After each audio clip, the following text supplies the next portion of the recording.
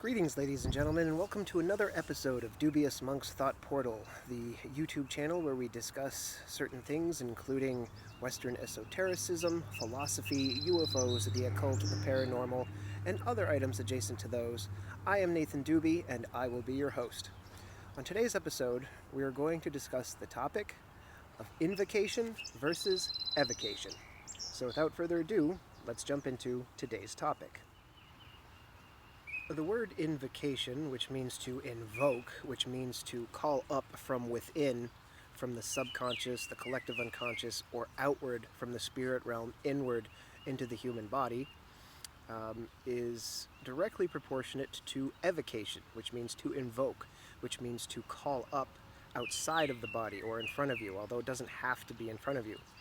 When you evoke a spirit, a thought form, a servitor, an egregore, any of these entities, they are being called up and they are present around you, outside of your body. They could be above you, they could be behind you, and depending upon the spirit that you're working with, they will show up in one form or another, but won't necessarily be directly in front of you like your computer or phone is while I'm speaking to you in this video. An example of an invocation, a rather profound and quite frankly startlingly terrifying invocation, would be Heath Ledger's portrayal of the Joker in the film The Dark Knight. In that movie, the actor Heath Ledger portrayed the Joker in a way that was really quite unnerving and almost too realistic, one might say. I argue that he actually invoked the spirit of the Joker, which most likely is an egregore rather than an organic spirit. However, if you do research into how he prepared for that role, some of the things he did were magical operations, such as locking himself in an apartment for a couple months on end, researching in depth serial killers and psychotics, reading comics with the Joker in it to better identify with the character, and he built a magical altar where he had photographs, statues, and icons of the Joker, and he spent months alone reading about this character and ultimately calling forth or invoking the Joker from the collective unconscious of humanity up into his mind and body, to the point where his co-stars were saying that he would often stay in character, sometime for days and even weeks on end. And that is why that I argue it was, in fact, an evocation that Heath Ledger performed to take on the character of the Joker in that film. An example of an evocation in which a spirit is called and it appears outside of the person or people who are present. A good example of this would be when Christians say, where Jesus said, "Where there are two or more of you, there also I am."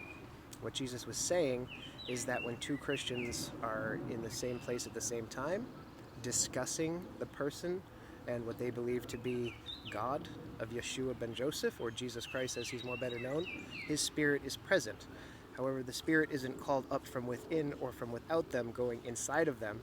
Rather, the spirit is manifesting as it is coming to be in the presence of two or more who are followers of Christ.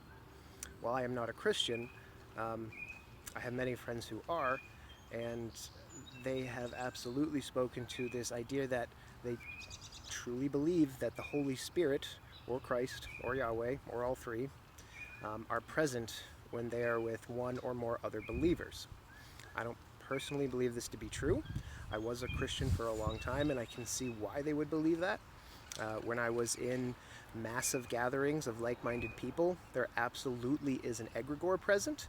And if you're not familiar with what an egregore is, I would point you to the other video on my channel that explains those, and that will give you a better idea of what is occurring, which what I believe is very much a spirit was present. But if it's a group of Protestant Christians, it's the Protestant egregore of Jesus. If it's a group of Catholic Christians, it would be the egregore of the Catholic perception persona of Jesus. As with all things in both magic, religion, and spirituality, it's important to remember, or rather to think about, what you are trying to evoke or invoke. If you attempt to call forth a spirit, a thought form, an egregore, a servitor, and you do enough research into the history of that particular entity and look into the directions from the religions or magical practices of which those who have successfully evoked or invoked the spirits in the past have achieved, and you replicate those experiences, you will most likely properly evoke or invoke a spirit. So it's very important to make sure that the spirits you are invoking or evoking are spirits that you really do want present in your life. If you call up something that is dangerous or poisonous, it can absolutely have a negative effect on your life and your day. So, again, I implore you to take stock of the spirits, egregores, servitors, and other entities that you're working with, and make sure that before you invoke or evoke these spirits, you make sure that they are absolutely spirits that you feel comfortable in the presence of or having them within yourself. That does it for today's video, and I want to thank you for watching. If you're finding value in these videos, I would ask that you please hit that subscribe button, like, comment, and share. I appreciate you tuning in, and I hope you come back for the next video. But until then, I hope you have a good day. Peace.